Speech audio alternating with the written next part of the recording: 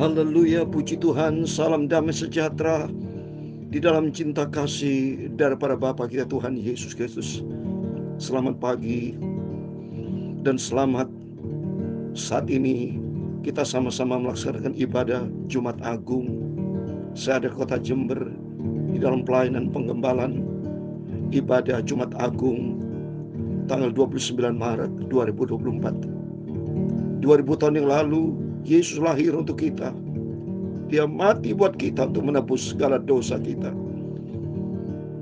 Yang seharusnya kita menerima hukuman dosa atas konsekuensi upah dosa maut. Tapi melalui kasih-Nya Tuhan yang luar biasa, Yesus turun untuk mengganti menebus dosa kita. Supaya seharusnya kita menerima kutuk atas dosa, diganti dengan kasih karunia melalui pengorbanan Kristus. Sampai kapanpun kita tidak bisa membalasnya. Cintanya Tuhan yang begitu dahsyat, agung, sempurna. Tuhan katakan dalam Yohanes 21, sudah selesai. Semuanya Tuhan sudah lakukan dengan begitu indah. Tuhan sudah rela mati berkorban untuk kita. Sekarang tiba saatnya kita harus mencintai Tuhan. Kita mengasihi Tuhan dengan sungguh-sungguh. Sampai kapanpun kita tidak bisa membalasnya akan kasih Tuhan yang dahsyat. Untuk itu, saya Pastor Yakob Rahmat, saya akan menyanyikan sebuah pujian. Cintanya Yesus amat heranlah. Dan nanti kita membaca Matius pasal 27 yang berkaitan dengan prosesi Yesus diadili, jumpa dengan Pilatus. Nanti malam saya mau jelaskan lagi berkaitan karena sepanjang hari ini Jumat Agung. Besok hari Sabtu Yesus masih mati, karena pada hari ketiga baru Yesus bangkit. Hari Minggu baru kita memberikan ibadah Paskah. Itu biar kita komitmen kita mengingat pengorbanan Tuhan 2000 tahun yang lalu. Karena melalui pengorbanan Tuhan Yesus, hidup kita menjadi berarti. Hidup kita memiliki masa depan yang penuh harapan. Pintu surga terbuka melalui pengorbanan Tuhan Yesus. Cintanya Yesus amat heranlah, haleluya. Oh heranlah, oh heranlah. Cintanya Yesus amat heranlah, heranlah buat saya. Amin, haleluya. Cintanya Yesus sungguh amat agung mulia, sungguh mulia, haleluya. Sungguh mulia, haleluya. Cintanya Yesus amat heranlah, heranlah buat saya. Amin, haleluya. 1 Petrus pasal 2 ayat 21. Demikian firman Tuhan. Sebab untuk itulah kamu sudah dipanggil, karena Kristus pun sudah menderita untuk kamu dan telah meninggalkan teladan bagimu, supaya kamu mengikuti jejaknya. Amin, haleluya. Dia tidak berbuat dosa dan tipu tidak ada di dalam mulutnya. Ketika ia dicaci maki, ia tidak membalas dengan mencaci maki. Ketika ia menderita, ia tidak mengancam, tetapi ia menyerahkan kepada dia. Ia menghakimi dengan adil. Amin, haleluya. Dia sendiri telah memikul dosa kita. Di dalam tubuhnya dia kayu salib, supaya kita yang telah mati terhadap dosa hidup untuk kebenaran. Oleh bilur-bilurnya kamu telah sembuh. Sebab dahulu kamu sesat seperti domba, Tapi sekarang kamu telah kembali kepada Gembala dan memelihara jiwaku. Cintanya Yesus amat heranlah, heranlah. Ya Tuhan, punyamulah kebesaran dan kejayaan, kehormatan, kemasyhuran dan keagungan.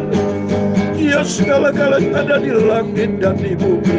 Ya Tuhan, punyamulah kerajaan, dan Engkau yang tertinggi itu melebihi segala-galanya sebagai kepala. Sebab kekayaan dan kemuliaan berasal daripadamu, dan Engkaulah yang berkuasa atas segala-galanya. Dalam tanganmu lah kekuatan dan kejayaan. Dalam tanganmu lah kuasa besar dan menggugurkan segala-galanya. Sekarang ialah kami bersyukur kepadamu dan memuji namamu yang agung itu, Tuhan Yesus yang sangat kucintai. Terima kasih Tuhan. Sucikan malam hari kami membaca firman-Mu pagi ini Bapa. Di Jumat Agung pagi ini 2000 tahun yang lalu Engkau sudah rela mati di atas kayu salib untuk menebus dosa kami. Ampuni segala dosa kami Bapa. Perbarui hidup kami menjadi hidup yang baru di dalam Engkau. Terima kasih, kami percaya pagi ini adalah pagi yang diberkati Tuhan. Semua kami anak-anak-Mu yang hadir depan ibadah Jumat Agung pagi ini Bapa, Engkau berkati dan berfirman sebentar kami membaca firman-Mu, karena kami sudah ditebus oleh darah Yesus, sehingga hidupku menjadi berarti, memiliki masa depan yang penuh harapan di dalam Engkau. Dalam nama Yesus kami sudah berdoa mengucap syukur. Haleluya. Amin. Amin. Terima kasih kepada Tuhan Yesus. Saya merasakan hadirat Tuhan. Mohon maaf. Melalui pengorbanan Tuhan Yesus di atas kayu salib, hidup kita menjadi berarti. Itulah kita sudah dipanggil. 1 Petrus 2:21 dikatakan, sebab untuk itulah kamu sudah dipanggil, karena Kristus pun telah menderita untuk kamu dan telah meninggalkan teladan bagimu, supaya kamu mengikuti jejaknya. Mari kita mau ikuti jejak Yesus. Cintanya Tuhan luar biasa dalam kehidupan kita. Kita dipelihara sama Tuhan sampai menjelang hari akhir di bulan Maret ini. Karena saat ini sudah tanggal 29 Maret, besok hari Minggu, ada minggu yang terakhir, tanggal 31 Maret. Mari kita janji sama Tuhan. Tuhan, biar kami berjanji mau ikut Engkau dengan sungguh-sungguh dan setia. Karena kasih-Nya Tuhan luar biasa. Lihat ini saudara, ayat 22. Ia tidak pernah berbuat dosa, dan tipu tidak ada di dalam mulutnya. Ketika ia dicaci maki, ia tidak membalas dengan mencaci maki. Ketika ia menderita, ia tidak mengancam, tapi ia menyerahkan kepada Dia. Ia menghakimi dengan adil. Oleh karena itu mari belajar kita memiliki karakter seperti Kristus. Kita sudah dipanggil untuk kita mengikuti teladan Tuhan Yesus. Haleluya. Mari kita membaca firman Tuhan. Sehubungan dengan 2000 tahun yang lalu, selalu kita harus mengingat saudara ya, harus memperingat ini, mutlak ini. Masalahnya karena kita bisa bebas seperti saat ini, itu karena melalui peristiwa yang besar dari Tuhan, yaitu melalui kelahiran Yesus. Dan melalui kelahiran Yesus, Yesus pada usia 33 tahun, akhirnya rela di atas kayu salib. Dia korban untuk yang terbaik demi keselamatan, untuk menebus dosa kita, supaya kita lolos dari kutuk dosa, lolos dari upah dosa maut, tapi masuk di dalam kasih karunia hidup yang kekal di dalam nama Tuhan Yesus Kristus. Amin. Saya mau baca Matius 27 ayat 1 sampai 26. Demikian firman Tuhan. Yesus diserahkan kepada Pilatus, kematian Yudas. Ketika hari sudah mulai siang, semua imam kepala dan tua-tua bangsa Yahudi berkumpul dan mengambil keputusan untuk membunuh Yesus. Coba ini saudara ya. Semua punya hati jahat, semua memang susah. Lebih banyak orang jahat, saudara ya. Waktu 2000 tahun yang lalu, Yesus sebetulnya tidak wajar untuk dibunuh, disalib. Tapi semua dilakukan demi untuk penyaliban dan Yesus. Tujuannya supaya disalib. Memang jahat. Salah satu motornya siapa? Yudas Iskariot bersama iblis dan bersama orang Yahudi. Lihat itu bangsa Yahudi. Berkumpul mengambil keputusan untuk membunuh Yesus. Diincar memang. So. Orang pasti ahli Taurat kalau kita baca, ya, selalu Yesus dicari kesalahannya. Dicari-cari gara-gara supaya dibunuh. Karena dia iri hati. Karena Yesus begitu baik. Semua orang disembuhkan sakit penyakit. Cintanya Tuhan luar biasa. Sampai detik ini kita orang Kristen merasa terhina. Ya, oleh karena itu mari kita mau cinta Tuhan, kita ikuti jejak Yesus. Mereka membelenggu dia, lalu membawanya dan menyerahkannya kepada Pilatus wali negeri itu. Pada waktu Yudas yang menyerahkan dia melihat bahwa Yesus telah dijatuhi hukuman mati, menyesal ia, lalu yang mengembalikan uang 30 perak itu kepada imam-imam kepala dan tua-tua. Menyesal sudah terlambat, saudara ya. Karena Yesus diputuskan untuk disiksa dan disalib. Dan ternyata Yudas bukan menyesal untuk memberikan solusi yang baik. Bertobat, harusnya menyesal bertobat. Menyesal ada dua, saudara. Menyesal horizontal dan menyesal vertikal seharusnya. Yang menyesal horizontal, dia menyesali vertikal, dia bertobat, janji dengan Tuhan, komit dengan Tuhan. Seperti waktu kita dengar Petrus itu dia menyesal juga, horizontal dia menangis, tapi vertikalnya minta ampun sama Tuhan, bertobat dia, ya, sampai dia, kalau menurut kisah sejarahnya, Petrus mati disungsang di atas sayu salib, disungsang, kepala di bawah. Jadi dia bertobat. Tapi kalau Yudas tidak bertobat, coba perhatikan berikutnya. Dia hanya kembalikan uang, ya, ini horizontal saja, tapi vertikalnya tidak ada. Coba kita lihat. Dan berkata, aku telah berdosa karena menyerahkan darah orang tak bersalah. Tapi jawab mereka, apa urusan kami dengan itu? Itu urusan sendiri. Dia ngomong hanya horizontal. Harusnya dia mengaku kepada Tuhan, dia berdoa, Tuhan aku orang berdosa. Seperti kalau kita minta ampun sama Tuhan, jangan hanya ngomong horizontal, tapi bicara kepada Tuhan, Tuhan aku orang berdosa Bapa. Ngomong kepada Tuhan Yesus, aku mau bertobat Bapa. Aku berjanji, aku ingin memperbarui hidupku oleh darah Yesus dan Roh Kudus. Ini penting. Supaya kalau saudara hanya horizontal, tidak kaitannya saudara. Karena hidup kita ada bicara horizontal, ada bicara vertikal dengan Tuhan Yesus. Ya, oleh karena itu mari kita sungguh-sungguh sama Tuhan. Kita mau cinta Tuhan Yesus. Kita mau bertobat hidup di dalam kebenaran firman Tuhan. Ya. Terus berikutnya, maka ia pun melemparkan uang perak itu ke dalam bait suci, lalu pergi dari situ dan menggantung diri. Salah nih, hanya horizontal. Ya, dia lempar uangnya, dia gantung di horizontal dan minus ke bawah. Harusnya kalau dia benar, dia minta ampun masuk ke rumah Tuhan. Ya, dia berdoa sama Tuhan. Harusnya demikian bertobat, maka saya percaya. Kalau Yudas bertobat, pasti saya percaya diampuni sama Tuhan. Jangan bunuh diri, dia menggantung diri, bunuh diri. Ya, terus berikutnya, imam kepala mengambil uang perak itu dan berkata, tidak diperbolehkan memasuk uang ini ke dalam peti persembahan, sebab ini uang darah. Wah, memang gak layak, saudara, karena uang darah. Gara-gara terima uang itu, Yesus harus mati di atas kayu salib. Jadi uang darah tidak berkenan. Saya kalau ke Israel di sini ada namanya tanah Hakal Damas, ada saudara. Ya, itu kalau saudara kalau Tuhan izinkan berangkat ke Israel, di situ ada tempatnya, ya, di Yerusalem itu. Terus berikutnya, ya, sesudah berunding mereka membeli dengan uang itu tanah yang disebut tanah tukang priuk untuk dijadikan tempat penguburan orang asing. Itulah sebabnya tanah itu sampai pada disebut tanah darah. Disebut tanah darah atau Hakal Dama, tanah yang terkutuk, ya.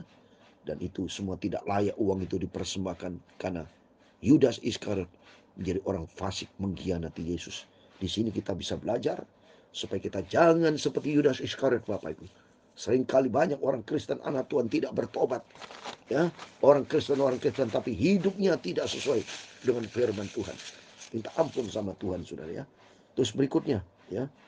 Dengan demikian, kenapa firman disampaikan oleh Nabi Yeremia, mereka menerima 30 uang perak, yaitu harga yang ditetapkan untuk seorang menurut penilaian yang berlaku di antara orang Israel. Dan mereka memberikan uang itu untuk tanah tuang priuk, seperti yang dipesankan Tuhan kepadaku. Yaitu Yudas Iskariot tidak layak sudah, ya. Jadi hidupnya terakhirnya tragis, binasa, karena dia mengkhianati Yesus. Jadi berarti setiap orang mengkhianati Yesus, akhirnya ujung-ujungnya masuk neraka sudah, ya. Sebabnya saya lihat teringat waktu Yesus sendiri bicara di dalam Markus 14 ayat 21. Kalau ditanya Yudas masuk surga atau neraka, saudara ya. Sebab tertulis Yesus sendiri bicara di Markus 14 ayat 21. Anak manusia memang akan pergi sesuai dengan yang ada tertulis tentang dia. Akan tapi celaka orang itu. Nah coba nih, celaka orang yang olehnya anak manusia itu diserahkan. Siapa celaka? Yudas Iskariot. Ada lebih baik bagi orang itu sekiranya tidak dilahirkan. Percuma dilahirkan, saudara. Ya, Yudas Iskariot. Karena Yesus sudah pilih dia, dikasih kuasa. Tapi dasar memang dia hatinya membelot. Ikutin suara iblis demi uang, saudara ya. Tidak berkenan sama Tuhan. Ayat 11, lalu Yesus dihadapkan kepada wali negeri. Dan wali negeri bertanya kepadanya, engkaukah raja orang Yahudi? Jawab Yesus, engkau sendiri mengatakannya. Tetapi ada tuduhan yang diajukan imam kepala dan tua-tua terhadap dia. Ia tidak memberi jawab apapun. Maka kata Pilatus kepadanya, tidakkah engkau dengar betapa banyak tuduhan saksi-saksi ini terhadap engkau Yesus? Saudara, dituduh, dikhianati ya. Memang mereka semua jahat. Sebab banyak orang memang tidak suka kebenaran. Karena Yesus menyampaikan kebenaran. Sampai detik ini, kalau kita menyampaikan kebenaran, banyak orang tidak suka terhadap kebenaran. Ternyata memang benar, saudara ya. Tetapi ia tidak menjawab suatu kata pun, sehingga wali negeri itu sangat heran. Telah menjadi kebiasaan bagi wali negeri untuk membebaskan satu orang hukuman pada tiap-tiap hari raya itu atas pilihan orang banyak. Dan pada waktu ada dalam penjara seorang yang terkenal kejahatannya yang bernama Yesus Barabas. Karena mereka sudah berkumpul di sana, Pilatus berkata kepada mereka, siapa yang kamu kendaki kubebaskan bagimu, Yesus Barabas atau Yesus yang disebut Kristus? Ia memang mengetahui bahwa mereka telah menyerahkan Yesus karena dengkinya. Menyerahkan Yesus karena dengki, ya, karena benci, sudah hatinya sudah tidak benar lagi, sudah dirasuki oleh iblis. Karena bicara kebencian, dendam, dengki itu dari iblis. Ketika Pilatus sedang duduk di kursi pengadilan, istrinya mengirim pesan kepadanya, jangan kau mencampuri perkara orang benar itu, sebab karena dia aku sangat berita dalam mimpi tadi malam. Lihat, ini istri Pontius Pilatus. Dia minta suaminya Pontius Pilatus jangan ikut campur. Karena ternyata Roh Kudus memberikan pencerahan kepada istrinya, membuktikan bahwa Yesus adalah orang benar. Dia adalah Tuhan. Di sini dikatakan, jangan engkau mencampuri perkara orang benar itu. Lihat ini. Tuhan tidak mempermalukan, Roh Kudus bicara, membuktikan bahwa orang Yesus adalah hidup di dalam kebenaran. Ya, Yesus adalah cocok di Alkitab. Yohanes 14 ayat 6, aku ini jalan dan kebenaran, bicara kebenaran, ya. Ya, tetapi oleh haus dan imam kepala dan tua-tua orang banyak bertekad untuk meminta supaya Barabas dibebaskan dan Yesus dihukum mati. Wali negeri menjawab dan berkata kepada mereka, siapa di antara kedua orang itu yang kamu kehendaki kubebaskan bagimu? Kata mereka, Barabas. Kata Pilatus kepada mereka, jika begitu, apa yang harus kuperbuat dengan Yesus yang disebut Kristus? Mereka semua berseru, iya harus disalibkan. Inilah manusia. Ya, ini bukti nyata kita bisa belajar. Ya, antara manusia yang bertobat dengan manusia yang tidak bertobat, lebih banyak yang mereka tidak bertobat. Dia jahat semua itu. Ya, ini di sini kita bisa belajar. Katanya, tetapi kejahatan apakah yang telah dilakukannya?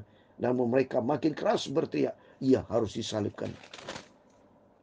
Ketika Pilatus melihat bahwa segala usaha akan sia-sia, malah sudah mulai timbul kekacauan. Ia mengambil air dan membasuh tangannya di depan orang banyak dan berkata, aku tidak bersalah terhadap darah orang ini. Itu urusan kamu sendiri. Dan suruh rakyat itu menjawab, biarlah darahnya ditanggungkan atas kami dan atas anak-anak kami. Lalu membebaskan Barabas sebagai pendeta. Tapi Yesus disiksanya, lalu diserahkan untuk disalibkan. Demikian firman Tuhan sudah kita baca. Matius 27 ayat 1 sampai 26, di dalam nama Tuhan Yesus Kristus, kepada Bapak, Ibu, Saudara semua diberkati Tuhan. Lihat, perhatikan saudara. Di ayat 25, mereka berteriak, surah itu menjawab, biar darahnya ditanggungkan atas kami dan atas anak kami. Berarti terima kutuk dia, saudara. Jadi kalau kita, saudara, banyak kenapa orang-orang yang punya kelahiran itu semua kena kutuk dari Tuhan. Karena di dasarnya ini ayat ini juga, saudara. Mereka terima kutuk, ya harus terima itu kata-katanya. Apa yang mereka ucapkan bertanggung jawab. Karena Tuhan berkata di dalam Matius 11:36, saudara, apa yang diucapkan oleh kita itu bisa dipertanggungjawabkan. Harus tanggung jawab. Coba saya mau baca. Ya, oleh itu kita takut sama Tuhan, saudara. Kita mau sungguh-sungguh sama Tuhan. Supaya hidup ini tidak boleh main-main. Sebab apa yang harus kita katakan harus kita bertanggungjawabkan, saudara. Ya, sebabnya oleh itu kita harus hati-hati. Ya, supaya kita betul-betul takut sama Tuhan, hidup sungguh-sungguh sama Tuhan, ya, supaya setiap tutur kata kita harus hidup di dalam firman Tuhan, ya. Sebab apa yang kita katakan itu harus kita pertanggungjawabkan. Mari saya mau baca Matius pasal 12, saudara. Haleluya, puji Tuhan, kita di sini bisa belajar. Matius 12 ayat 36. Tapi aku berkata kepadamu, setiap kata sia-sia yang diucapkan orang harus dipertanggungjawabkannya pada hari penghakiman. Karena menurut ucapanmu engkau akan dibenarkan, dan ucapanmu pada engkau akan dihukum. Karena mereka belajar, biar darahnya ditanggung atas kami dan atas anak kami. Pantasan mereka bisa terima kutukan dari Tuhan, saudara. Maka kita berterima kasih kepada Tuhan. Hanya oleh rahmat dan anugerah Tuhan kita bisa diselamatkan. Oleh itu mari kita jaga keselamatan, kasih karunia yang Tuhan sudah berikan dalam kehidupan kita. Kita mau setia. Mari melalui ibadah setiap kita, mari semua, pasti saya yakin di setiap gereja ada ibadah Jumat Agung. Ya, kami di Jember saat melaksanakan ibadah Jumat Agung disertai perjamuan kudus, supaya kita mengingat cintanya Tuhan Yesus yang luar biasa. Karena Yesus disiksa sudah, lalu diserahkan untuk disalibkan. Jadi Yesus sudah melakukan terbaik. Biar makin hari kita mau cinta Tuhan Yesus. Cintanya Yesus amat heranlah, haleluya. Oh heranlah, haleluya. Oh heranlah, cintanya Yesus amat heranlah, heranlah buat saya. Amin, haleluya. Cintanya Yesus, Tuhan memberkati engkau dan melindungi engkau. Tuhan menyinari engkau dengan wajah-Nya dan memberi engkau kasih karunia. Tuhan menghadapkan wajah-Nya kepadamu dan memberi kau damai sejahtera. Bapa kami yang di surga, dikuduskan namamu. Datanglah kerajaan-Mu, jadilah kehendak-Mu di bumi seperti di surga. Berikan kami pada hari ini makanan kami yang secukupnya, dan ampunilah kami akan kesalahan kami, seperti kami juga mengampuni orang bersalah kepada kami. Dan janganlah membawa kami ke dalam pencobaan, tetapi lepaskanlah kami daripada yang jahat. Karena Engkau-lah yang mempunyai kerajaan dan kuasa dan kemuliaan sampai selama-lamanya. Amin. Tuhan memberkati kita semua. Selamat melaksanakan ibadah Jumat Agung. Komitmen kita, biar Yesus mati, tujuannya supaya kita mati terhadap dosa, jauh dari dosa, makin dekat dengan cinta Tuhan Yesus. Sehingga suatu hari kalau Yesus datang, kita layak diangkat masuk di dalam kerajaan surga kekal selama-lamanya. Melalui pengorbanan Tuhan Yesus, saat ini Bapak Ibu bukan menjadi hamba dosa, tapi menjadi hamba kebenaran. Amin. Tuhan memberkati kita semua. Immanuel, puji Tuhan. Amin.